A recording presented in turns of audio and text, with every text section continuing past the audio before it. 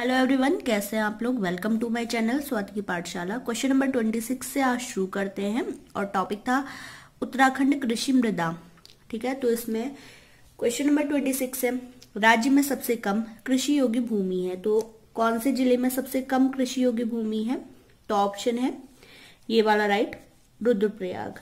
ठीक है, रुद्रप्रयाग में सबसे कम कृषि योग्य भूमि है। क्वेश्चन नंबर 27 है, स्वतंत्रता के बाद राज्य में पहला भूमि बंदोबस्त हुआ। तो पहला भूमि बंदोबस्त कब हुआ? 1960 से 1964 के बीच में पहला भूमि बंदोबस्त हुआ।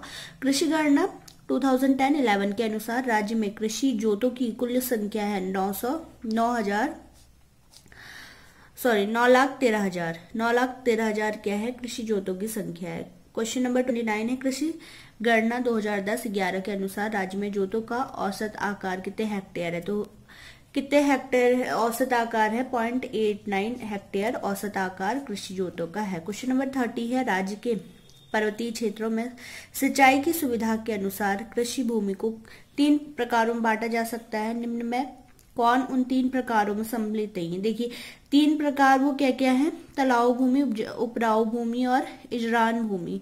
तो नम भूमि उसका एक प्रकार नहीं है।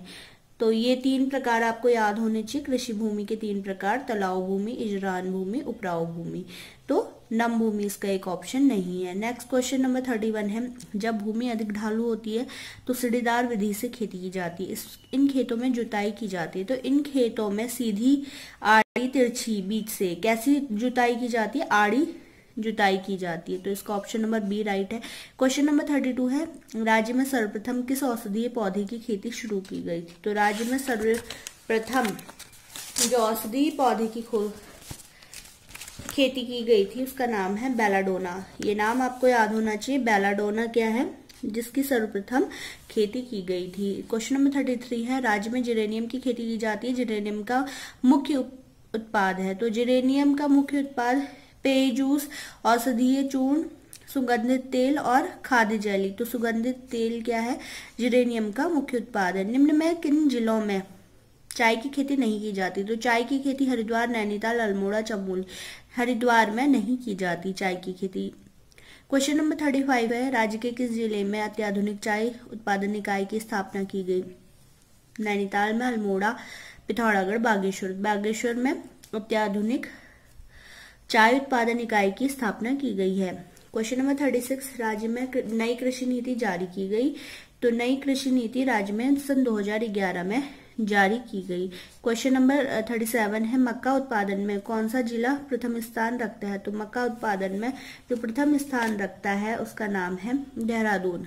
ठीक है, चावल में सर्वाधिक उत्पादन, चावल का सर्वाधिक उत्पादन कहाँ पर होता है? तो चावल का सर्वाधिक उत्पादन होता है उधम सिंह नगर में। कहाँ पे होता है? उधम सिंह नगर में। और उधम सिंह नगर गन्ना खेती के लिए भी क्या है? सर्वाधिक यहाँ पे गन्ना भी होता है। तो ये क्वेश्चन आगे आएगा, आपको याद कर लेना है। चावल और गन्ने के लिए कौन प्रसिद्ध है? उधम सिंह नगर। और सबसे ज्यादा मक्के की खेती होती है देहरादून में। राज्य में किस प्रकार के रेशम उत्पादन होता है? किस प्रकार का रेशम उत्पादन होता है? मलबरी, टरस, मूंगा, उपरोक्त सभी। तो यही सभी प्रकार का उत्पादन होता है।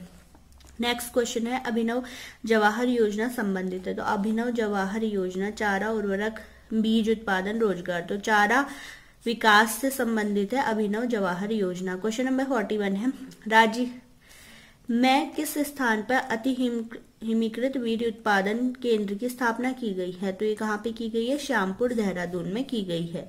नेक्स्ट क्वेश्चन है, सेब के उत्पादन के लिए कौन सा जिला प्रसिद्ध है? तो सेब के उत्पादन के लिए कौन सा जिला प्रसिद्ध है?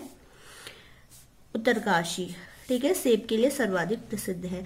निम्न में कौन सा जिला चाय उत्पादन हेतु प्रसिद्ध है? तो चाय उत्पादन हेतु प्रसिद्ध जो जिला है वो है नैनीताल। अगला है, राज्य में समन्वित डेयरी विकास परियोजना कब से चलाई जा रही है? तो समन्वित डेयरी विकास परियोजना कब से चलाई जा रही है? सन 2002 से 2003 के बीच से चलाई जा रही है। क्या?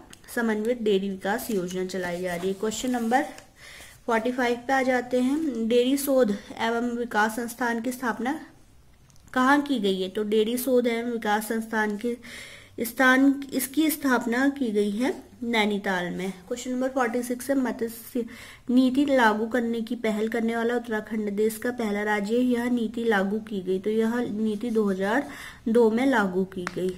कौन सी नीति? मत्स्य नीति। क्वेश्चन नंबर 47 है, सौंदर्य प्रसाधन तथा इत्र बनाने के उपयोग में आने वाला अफ्रीकी मूल का गुलाब जैसा सुगंध युक्त वह कौन सा पौधा है जिसकी खेती राज्य में की जा रही है? तो ऐसा पौधा है जिरेनियम। और जिरेनियम से पीछे अभी एक क्वेश्चन भी आया था कि क्या सुगंधित तेल किससे बनाया जाता है? जिरेनियम से बनाया जाता है। या जिरेनियम का मुख्य उत्पाद क्या है? सुगंधित तेल।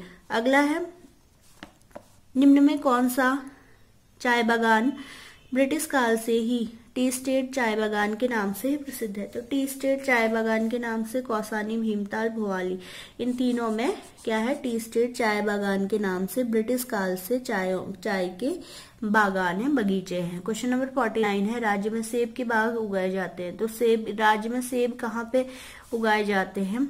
उत्तरकाशी, देहरादून, नैनीताल। उपरोक्त सभी जिलों में क्या उगाए जाते हैं? सेब के बागान। नेक्स्ट है, निम्न में कौन सी मृदा गन्ने व धान की पैदावार के लिए उपयुक्त है?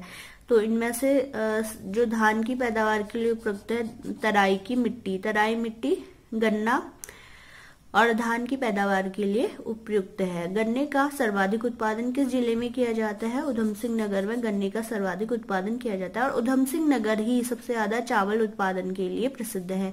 राज्य में सबसे पुरानी 1854 वाली नहर कौन सी है? सबसे पुरानी नहर कौन सी? ऊपरी गंगा नहर राज्य की सबसे पुरानी नहर है। राज्य के शुद्ध सिंचन क्षमता में सर्वाधिक योगदान है नहरों का, नलकूपों का, तालाबों का, कूपों का। तो नलकूपों का सर्वाधिक योगदान क्या है? राज्य के शुद्ध सिंचन क्षमता में सर्वाधिक इसका योगदान है। तो आज के लिए इतना काफी है। नेक्स्ट हम अगले चैप्टर से शुरू करेंगे उत्तराखंड के धार्मिक स्थलों से। ठीक है, thank you. Subscribe my channel.